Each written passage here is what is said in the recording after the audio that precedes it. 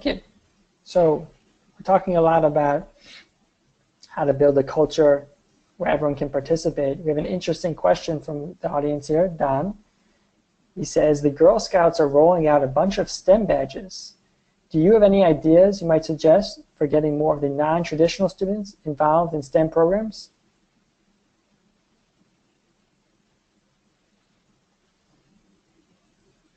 I'll say, I'm sure Aaron and Gary have some great ideas here. I'll say one of the things that made the biggest impact of me as we think about inclusion and diversity is not bringing students to STEM, but bringing STEM to students, right? What are their interests? What are they trying, what are they passionate about, and how can they see that that passion can be part of doing STEM or engineering?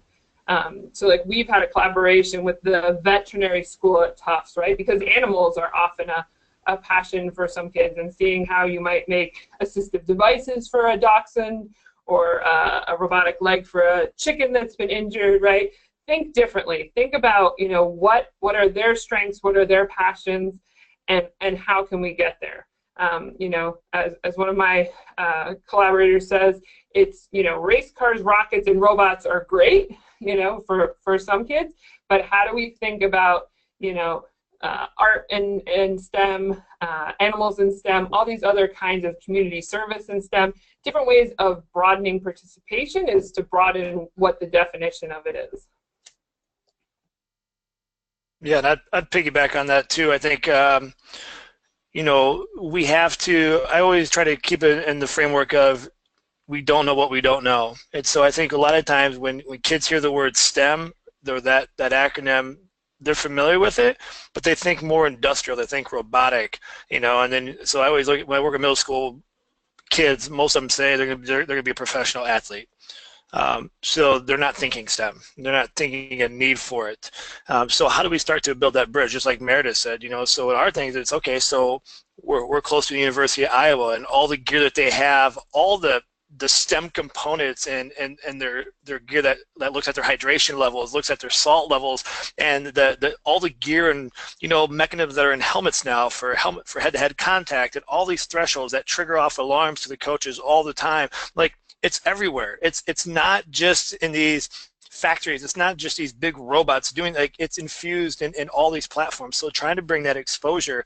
And I think one of the hardest things, it's recently why I took a new job from working in a middle school for 13 years, and now I'm helping with STEM education in 21 school districts. It's empowering. It's starting to bring these insights, because I don't think people know. There's all these little dots all over. If I look in where I live in the Quad Cities, all these little pockets of people are excited about STEM, and they're all trying to do something, whether it's education or libraries or businesses or just parents generally interested, but they're not connected, and we're not seeing the much bigger picture of things. And so it's trying to help make all that happen. And I think if you want to bring that awareness to more kids, what are you, I guess the challenge comes back on there, as opposed to waiting for someone else to make it happen.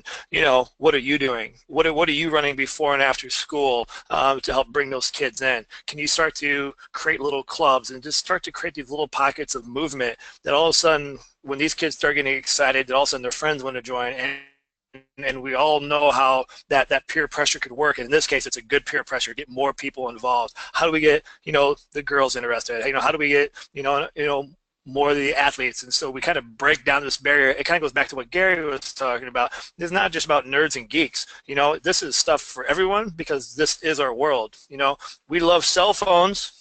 Right here, there's more STEM in this little bad boy than we can even wrap our head around. And this is probably going to be outdated. You know, I think it's pretty savvy. You know, there's a lot of research talking about cell phones may be considered old technology in another 10 years. I mean, it's just all these things that we can bring into everyday conversation, just to start to let them see that it's all around us.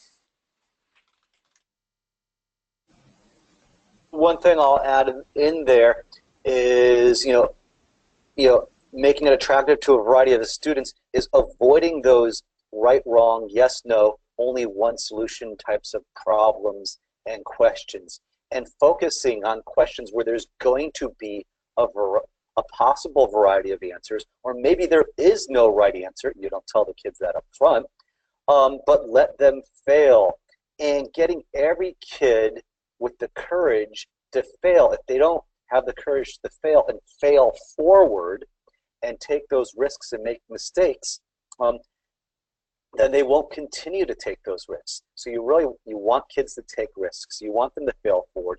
And one great thing is by posing solutions where there are problems where there's going to be a variety of solutions, and then getting the kids to discuss, not which answer is right, but what is different between those solutions.